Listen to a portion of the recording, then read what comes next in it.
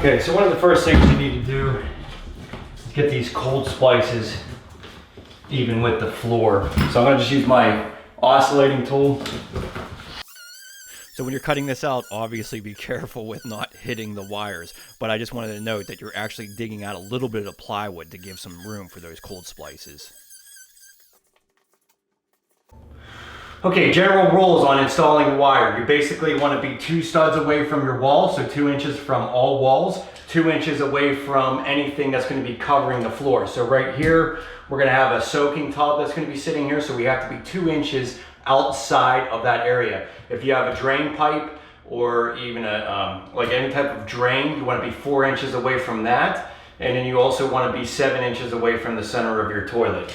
So, and then you can also install this wire on a 2-3-2 stud spacing or a 3x3 stud spacing. Okay, so we're going to go ahead and run our wire for our shower first. So I'm going to just run this behind the actual tub area. There's really not going to be anybody who's going to be able to walk behind this tub anyways. So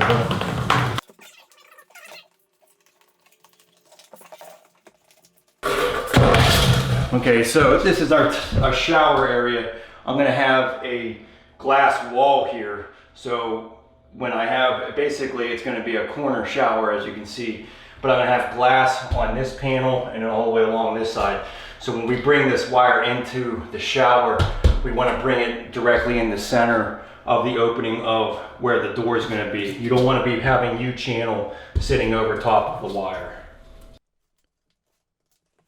Okay, so I'm measuring out, making sure that my wire is going to be underneath the actual door area. And then just running the wires is pretty simple. It sometimes takes a couple of routes to get this to where you want it to be. But for this shower, I actually just got a 16-foot length wire cable. So there isn't a whole lot to deal with. I wasn't able to cover the complete area of the shower, but I got the main area that is going to keep things warm. And if you keep it outside of that Schluter drain, you'll be within the required 6 inches from your floor drain. Okay, so the main floor area, same concept. All the rules apply, 3 inches away from the edges. And we went with a 2-3-2 pattern.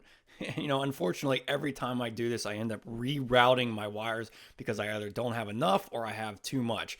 But the flexibility of going between the 2-3-2 or the 3x3 pattern will give you the flexibility whether you have too much or not enough wire. And as you can see, this is the main scope of what we did. And one important note, the sensor wires, you want to put 2 of them in. You're only using 1 on the thermostat, but 1 is an extra in case it goes bad, and you want to put it in separate locations of the bathroom. Toilet flange, 7 inches away. And cabinetry, this is where cabinetry is. You want to be 2 inches away from where that cabinetry is. In our next video, we're going to show you a great pro tip for any Ditra installation, but really, really helpful with a curbless shower. So please subscribe and click that like button. Thanks for watching.